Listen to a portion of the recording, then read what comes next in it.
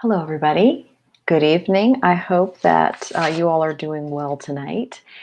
And here in Georgia, we've had some rough weather this afternoon. So I am hoping that everyone is safe and that you have power and things are looking okay wherever you are watching from this evening. So I am someone that watches the news a lot. And so, by the way, give me a shout out in the comments if you're there. There's a couple folks there already. But anyway, so I'm someone that likes to watch the news a lot. And all of the news that I've been watching for a good long while is typically 99.9% negative, right? So, and if you happen to be watching on Facebook, I am streaming on Facebook and YouTube at the same time. If you're on Facebook, you will need to give Facebook permission to, I guess, sort of sync with your profile so that I can actually see your name. Because what happens on my end is it'll just say Facebook user. So I'm not quite sure who that is, but hello to you. So anyway, that's your option. You don't have to do that.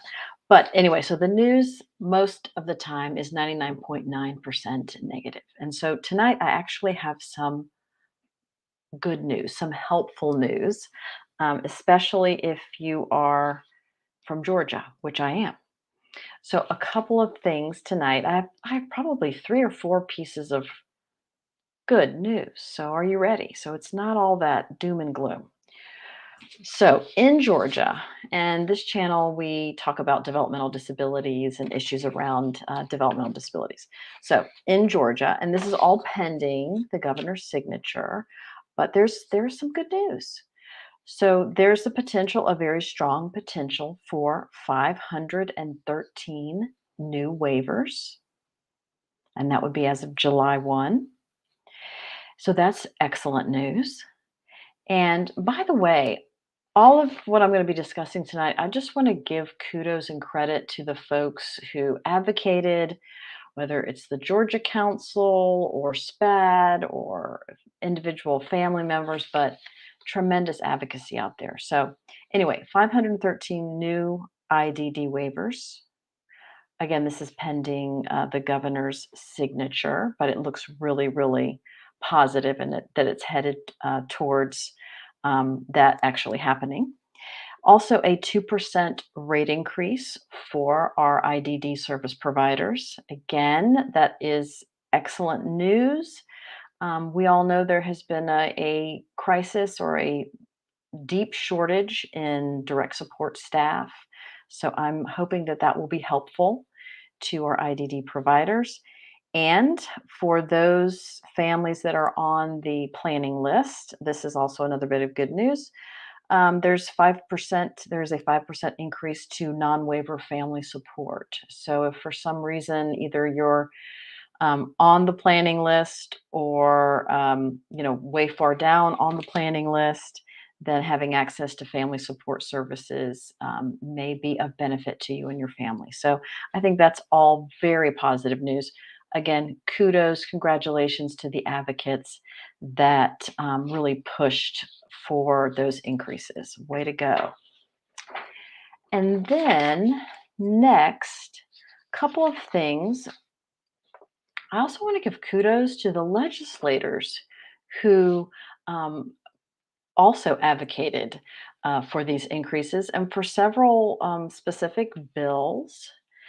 There is a Senate Bill 610 that will require our Department of Community Health to conduct a review of provider reimbursement rates for HCBS, home and community based services, and to provide for input from the public. That's us, service providers, and other stakeholders. So, again, that's positive. It may not appear that way in the short term, but an analysis of the rates that we pay our providers, I think, will strengthen the system in the long term. So again, there's going to be a deep dive analysis. They hire those types of consultants to do that work, and so I think that's another step in a very positive direction. Next, this was spearheaded by Senators Harrell, Mullis, Dugan, Burke, and Butler. So, again, kudos to these legislators who are creating a Senate study committee on people with intellectual and developmental disabilities. And a waiver plan access. So again, this doesn't seem really exciting in the short term, but it actually really is because it's bringing attention to the issues of individuals with developmental and intellectual and developmental disabilities in the state. So it will be and so this is study committee it's actually a resolution, which is sort of a statement of philosophy from our legislator, and it outlines, I'm going to put this in the description if this is something that you want to read. It's only a couple of pages long, so it's really not too cumbersome to take a look at. But it outlines what some of the challenges are in terms of accessing waiver services, the number of people on the waiting list, the average rate that is paid to a direct support professional in Georgia is 10.50 an hour, which again makes things incredibly challenging for providers and for families.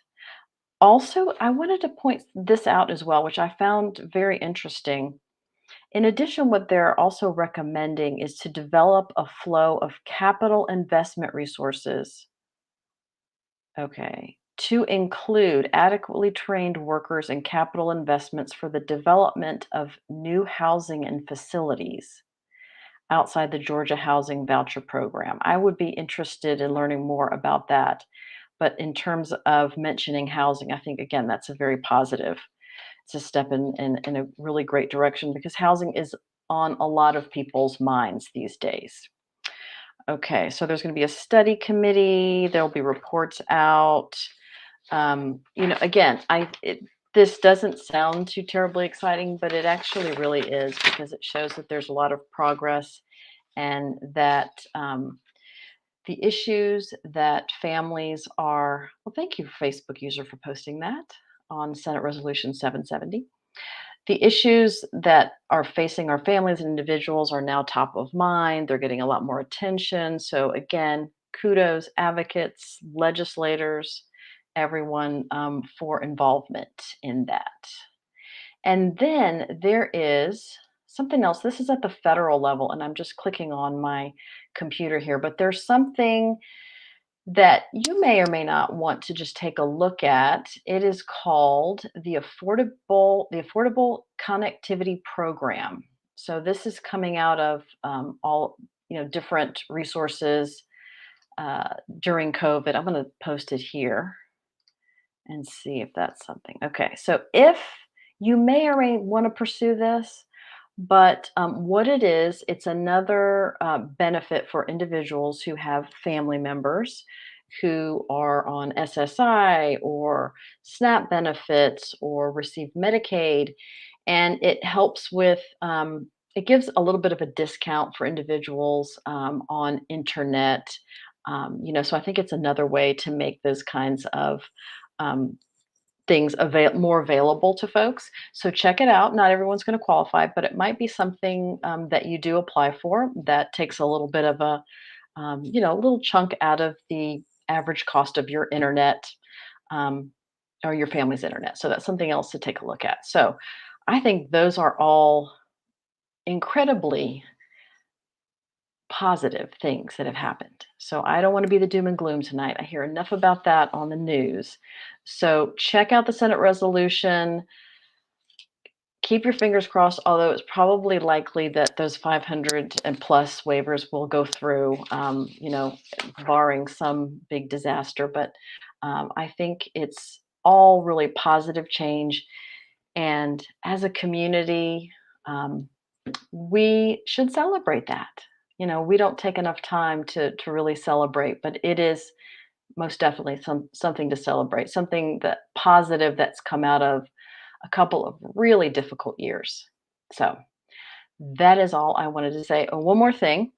I wanted to thank the families. As you know, I've developed a 6-part series on planning for the future that I piloted starting in January, and I had another cohort last month as well. I want to thank the families that supported the development of that series, and I have a third cohort starting actually next week. There is a nonprofit that is sponsoring that cohort as well, and I will give you more details on that in the next little bit.